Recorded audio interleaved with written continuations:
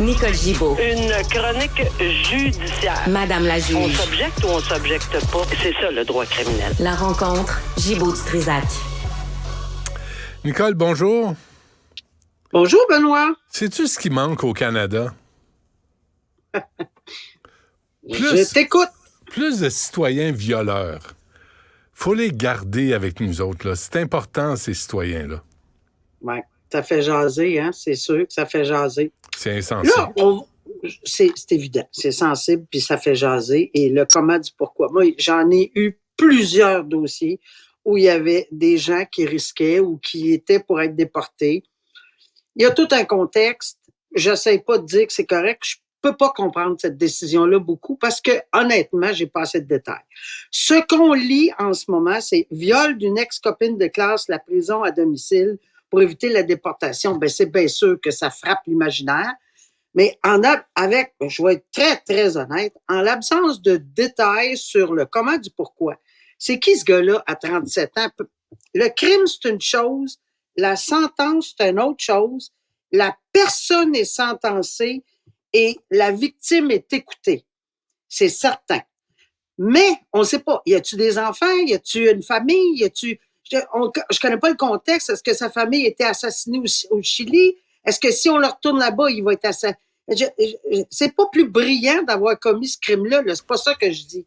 Mais il y a peut-être un contexte. Je ne sais pas c'est quoi. Mais il y a il se donne rendez-vous dans un bar, et il sert un verre, elle boit un peu, puis elle se met à avoir mal au ventre, elle décide de s'en aller, elle s'en va dans un taxi, il la suit, il monte avec elle au condo, elle veut rien savoir, et il finit par la violer. Je veux dire, si tu veux rester au Canada, je dis ça, là, une idée de même, Nicole, viole pas des femmes.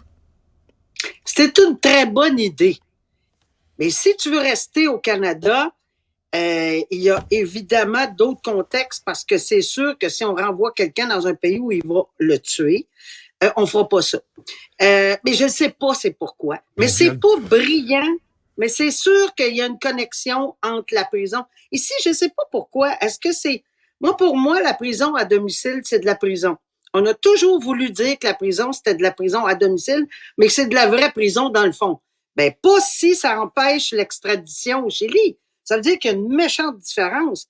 Je vois pas pourquoi. Est-ce que vraiment il y avait un risque qu'il soit déporté? Et pourquoi? C'est pas lui comme tel, le geste, il faut qu'il soit puni. Il y a de la prison, 2 ans moins un jour. Mais c'est quoi la ligne entre à domicile et à la prison qu'on a évaluée à la cour? Son geste est répréhensible. Ça tient pas la route, c'est dégueulasse. Avoir fait confiance à cette personne-là qui l'a violé, ça tient pas la route. Qu'il soit chilien, qu'il soit québécois, qu'il soit n'importe quoi. Mais lui, il y avait une coche de plus. C'est pourquoi, comme résident permanent, on fait la ligne entre une journée, parce que c'est de la détention ferme. Ben, une journée, c'est encore pire que ça. Ça aurait pu être du pénitencier en plus. Ben oui, fait que là, il était même pas question de peine à domicile. Fait que non, Mais parlons d'un je suis pas détail. capable de dire que j'accepte ça. Parlons d'un détail de cette histoire, là, Pablo Guzmán Pérez. Là. Parlons un détail, Nicole.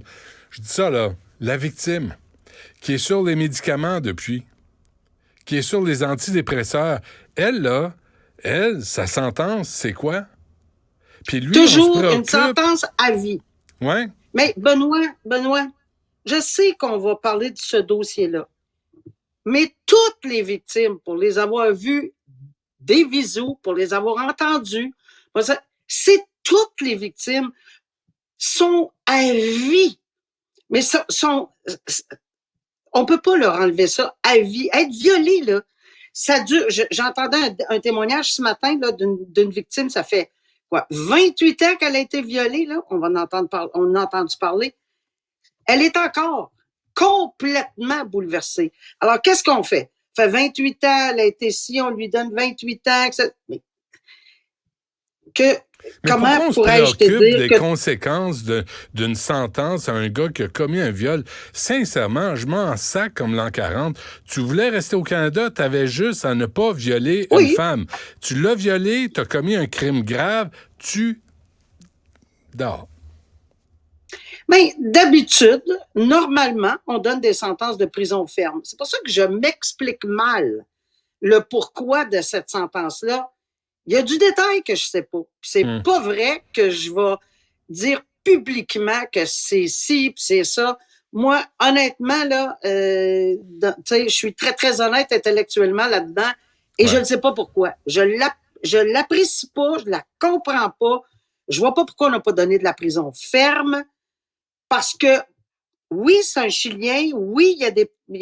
bon, peut-être, mais c'est une agression sexuelle avec des conséquences graves. Et moi, dans ma tête, à moi, agression sexuelle, conséquences graves, c'est prison ferme. Ça, je la comprends pas, celle-là. Ouais. On demandera à la victime un jour, peut-être, tu sais, voir comment elle comprend ça. Je pense qu'elle s'est exprimée, la victime. Ouais. C'est quand même assez... tu sais, moi, je trouve qu'on porte pas beaucoup d'attention aux victimes. En tout cas, on reviendra pas là-dessus. Tu es dans un Dollarama, l'accusé plaide coupable? Oui, mais c'est parce que, tu sais, les gens, souvent, vont dire, mais pourquoi on plaide coupable à un homicide involontaire? La différence entre un meurtre puis un homicide involontaire, parce qu'ici, il y a eu une chicane. Bon, ils sont rentrés dans un Dollarama, etc. Puis ils sont invectivés. C'est un monsieur de 59 ans, lui plus jeune, etc. Bon, tu sais, l'idée de se battre, l'idée de se confronter, l'idée de vouloir battre quelqu'un, etc., n'implique pas une intention de tuer. C'est juste ça. Alors, la couronne a sûrement accepté, a plaidoyé, d'ailleurs, c'est probablement ça les accusations, d'homicide involontaire parce que l'intention de tuer n'était pas là. D'ailleurs, quand il l'a frappé, la pauvre personne s'est frappé la tête sur un espèce de, de raclat en métal, j'imagine.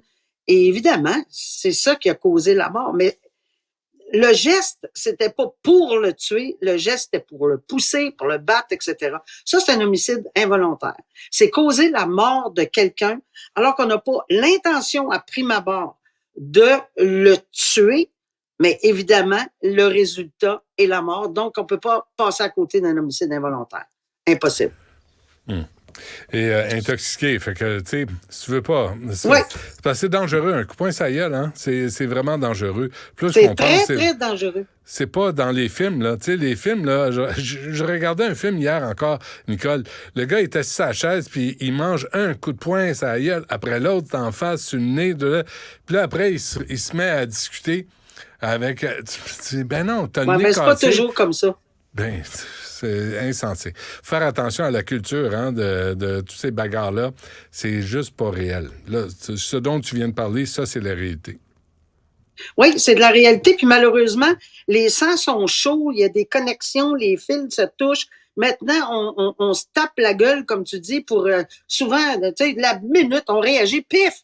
Ben oui, mais c'est parce qu'on connaît pas la personne. Est-ce que c'est un hémophile? Est-ce qu'il va saigner à mort? Est-ce que c'est une personne qui va faire une crise cardiaque? C'est sûr qu'on veut pas ça.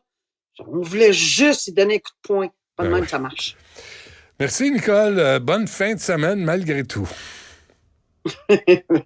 Oui, merci, toi aussi. Bye. Salut.